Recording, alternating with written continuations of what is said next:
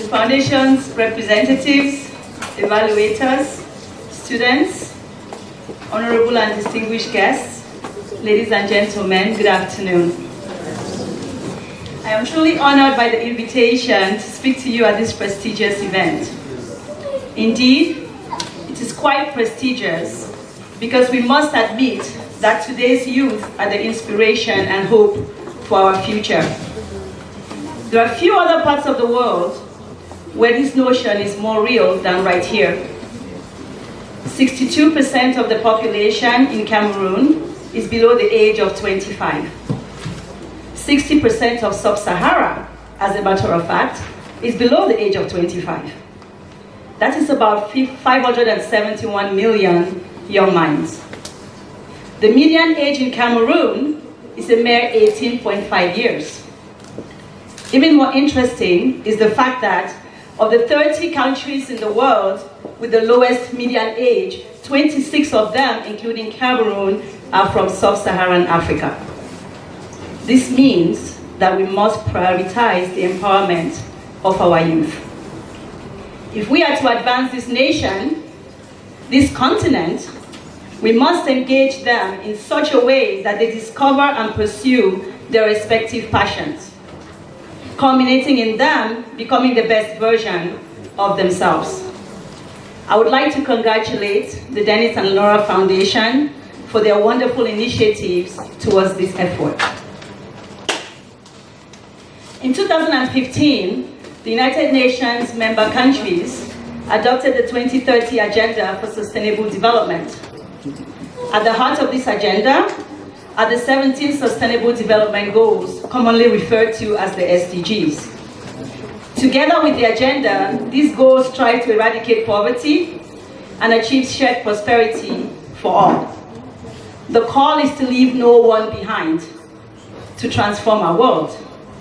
The United Nations has emphasized on the critical role of science, technology, engineering, and mathematics in realizing these SDGs. Many of its units are charged with assisting countries towards investing in STEM, building capacity through policies and education. It is actually rare to find a country nowadays with a national agenda, present or futuristic, that does not include objectives referring specifically to STEM initiatives. Cameroon's Vision 2035 is no exception. The consensus is that STEM is essential in finding solutions to the economic, social, and environmental challenges in today's world. Now, a famous physicist and chemist, Marie Curie, said, and I quote, "Nothing in life is to be feared. It is only to be understood." Now, with all the young minds here, I want you to think about this quote for a second. Nothing in life is to be feared. It is only to be understood. What if the young people in this country, in this part of Africa, in the world, actually feared no subject? They had no phobia for any branch of knowledge that is studied. Take mathematics, for instance. If you must know, I was actually an art student. If we look up its definition, part of it actually states, math is all around us in everything we do. It is the building block for everything in our daily lives, including mobile devices, architecture, both modern and ancient, art, money, engineering, even sports. Imagine a new day where every young person approached math fearlessly. A day where they all believed nothing is to be feared. The same can be said for many other subjects in STEM.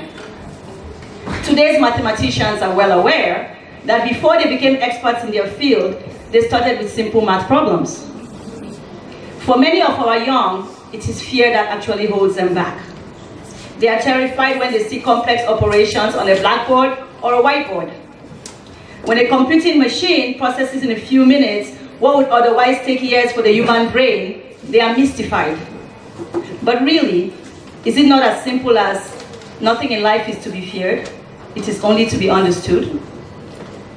I strongly believe that many of our youth do not navigate towards the STEM fields because deep down, they do not believe the words of Marie Curie.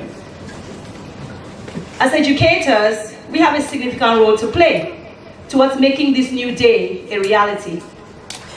We are called upon to demystify our subject matter and inspire our students to gain interest in our various fields. This is fundamentally the role of a teacher, delivering the material to your students in a relatable manner and actively making the effort to translate the material into words and ideas that inspire curiosity. Consider the smartphone, prominently in use by young people. In fact, they are referred to as the Android generation. That is my field as a computer scientist. I can say to you, imagine what would happen if most of the young were curious about how the smartphone actually works. If they wondered what they could do to make it more efficient, what they could do to make it more useful. It is well documented that curiosity leads to creativity and innovation. It's interesting to note that the Global Innovation Index, which is an annual ranking of countries based on their success in and their capacity for innovation, in its recently published 2018 index, Cameroon ranked 111th out of 126 countries. We must ask ourselves, how much of this is a result of barriers that have been instilled in the minds of our youth regarding STEM? How much of this is because we have not presented our subject matter in a more interesting way, a way that promotes curiosity in their encounters with the world around them? I'll now speak on a second quotation that I have from a tech entrepreneur, Aaron Patzer. And he states, very simply, solve a real problem and the world is yours. Let us think about this second one. Solve a real problem and the world is yours. I'll tell you a short story. I was chatting with a friend and colleague of mine last week. He told me he has a brother abroad who does not understand why he refuses to leave this country and pursue a career in the USA. You see, my friend has a PhD in mathematics, so he will not find it difficult to get a job abroad. Still, when it comes to his brother's ideas, my friend insists to me that it is all a matter of perspective. When his brother comes to Cameroon to visit him, and they are going around, all his brother sees is pollution, chaos, inequality, high levels of unemployment, and so on and so on.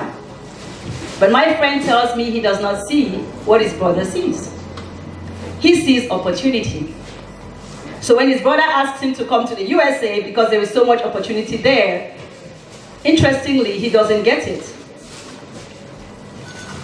He cannot believe how much opportunity there is here, because as far as he is concerned, everywhere he turns, there is something to innovate, something to repair, something to enhance, something to develop. All around him, he sees problems he can solve. He sees chances to find solutions that will not only be applicable locally, but globally as well. He sees things he can do that will have societal impact. So, solve a real problem and the world is yours. You may not believe it, but I insist to you that there could not be a better place to prove that is true than here. Let me extend my congratulations to the young scholars of this StemPrize. You are applauded for your perseverance and exceptional individual growth. I am sure you will excel in whatever you choose to embark on and will make a positive impact in our environment. You are already a contributor to the betterment of society. I urge you to continue to believe. For the others who began this journey or are contemplating doing so a year in the future or in some other similar venture, please, I urge you to keep these quotes in mind as you navigate your chosen endeavor. Nothing in life is to be feared. It is only to be understood. solve a real problem, and the world is yours. Thank you.